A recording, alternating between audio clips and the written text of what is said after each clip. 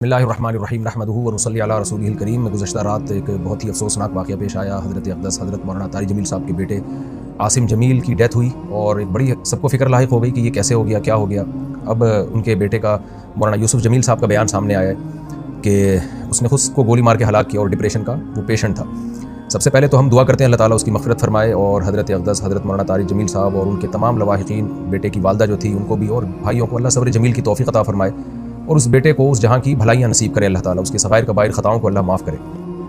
मैं जो ये बयान रिकॉर्ड करवा रहा हूँ इसका एक बड़ा मकसद जो है वो उन लोगों को जवाब देना है जो इस अमल को ख़ुदकुशी करार दे रहे हैं, क्योंकि मैंने भी कुछ कमेंट्स पढ़े हैं, कुछ लोगों के नेगेटिव कमेंट्स हैं। आपको पता है कि दीनदार तबके की तरफ से कुछ लोग ऐसे मुखालिफ लोग हैं उलमा के, दीनदारों के, कि उनको मौका चाहिए होता है प्रोपेगेंडा करने का। हमारे यहाँ ये बात मशहूर है अल्हम्दुलिल्लाह। हमारे यहाँ दीनदार तबका, चाहे उलमा का हो, कुर्रा हज़रात का हो, हाफिज़ों का हो, अल्हम्दुलिल्लाह उनमें ख़ुदकुशी का रेशो ना होने के बराबर है, उनके घरों में भी और उनके खुद उनमें भी कोई भी ख़ुदकुशी नहीं करता। और ये बात बड़े फ़ख्र से बयान की जाती है कि कारी हज़रात की तनख़्वाहें देखें, आप आइम्मा किराम की तनख़्वाहें देखें, उनके मसाइल देखें, उसके बावजूद वो ख़ुदकुशी की तरफ नहीं जाते, इसलिए कि अल्लाह ने उनको सब्र दिया है। और याकूब अलैहिस्सलाम को हम देख लें ना कि सारी ज़िंदगी बेटे के गम में रोते रहे मगर ख़ुदकुशी की तरफ नहीं गए। तो यहाँ बहुत से लोग ये सवाल उठा रहे हैं कि इतना दीनदार घराना और बेटे ने ख़ुदकुशी कर ली। इसका जवाब मौलाना यूसुफ़ जमील साहब की तरफ से अल्हम्दुलिल्लाह आ चुका है कि वो भाई डिप्रेशन का पेशेंट था, वो उसको इलेक्ट्रिक के झटके दिए जाते थे, मेडिसिन खाता था वो, और डॉक्टरों ने ये भी हिदायत की हुई थी कि इसके पास कोई ना कोई रहना चाहिए, कुछ भी कर सकता है। तो ये जवाब मैं समझता हूँ काफ़ी है उन लोगों का मुंह बंद करने के लिए जो इस अमल को ख़ुदकुशी करार दे रहे हैं। लेकिन आपको पता है जो फितना परस्त लोग होते हैं उनको बातें करनी है। बाज़ लोग ये भी तबसरा कर रहे हैं कि हर ख़ुदकुशी डिप्रेशन में ही होती है, टेंशन में ही होती है, खुशी में तो कोई भी ख़ुदकुशी नहीं करता। तो देखें ये टॉपिक डॉक्टरों का है, डॉक्टर बताते हैं और हमने मुशाहिदा भी किया है कि डिप्रेशन दो तरह की होती है। एक डिप्रेशन तो आम लोग जो दुनिया की मोहब्बत में डिप्रेशन में गए हुए हैं, एक डिप्रेशन वो होती है जो किसी दिमागी बीमारी की वजह से होती है।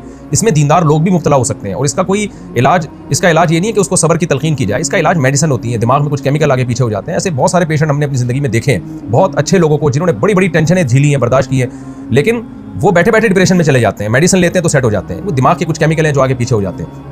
यही वजह है, और ये नई बीमारी नहीं है, सदियों पुरानी बीमारी है। यही वजह है कि उलमा किराम ने ये मसला तलाक के मसाइल में बयान किया और कत्ल क़िसास वगैरह के मसाइल में बयान किया कि इंसान पर कुछ कैफियत ऐसी आ जाती है कि जिसमें वो अपने कौल व अमल का जिम्मेदार नहीं होता और उसके कौल व अमल पे उसको ना गुनाह मिलता है, ना उसको दुनिया में सज़ा मिलेगी, ना आखिरत में सज़ा मिलेगी। ये वो जब है जब इंसान की दिमागी सलाहियत काम करना छोड़ दे। तलाक आपको मालूम है कितना हसास मामला है, शदीद गुस्सा में भी अगर इंसान हो तो तलाक वाक़ई हो जाती है। सलातुन जिद्दुहुन्ना जिद्दुन व हज़्लुहुन्ना जिद्दुन, इस हदीस की रोशनी में। लेकिन उलमा ने बयान किया कि अगर कोई डिप्रेशन का पेशेंट है और उसके पास क़राइन है और उसका दिमाग सही काम नहीं कर रहा, ऐसी सूरत में वो बीवी को 100 तलाक़ें भी दे देगा तो नहीं होगी, इसलिए उसका दिमाग ही काम नहीं कर रहा है ऐसे मौके पे। तो जब तलाक जैसे मसले में हम उलमा किराम आज से सदियों पहले एक स्ट्रेस और डिप्रेशन का मरीज़ जिसका दिमाग काम करना छोड़ दे, उसके इस अमल को तलाक करार नहीं देते। वो ज़बान से कुफ्रिया कलिमात अगर ज़बान से निकालेगा तो वो काफिर नहीं होगा।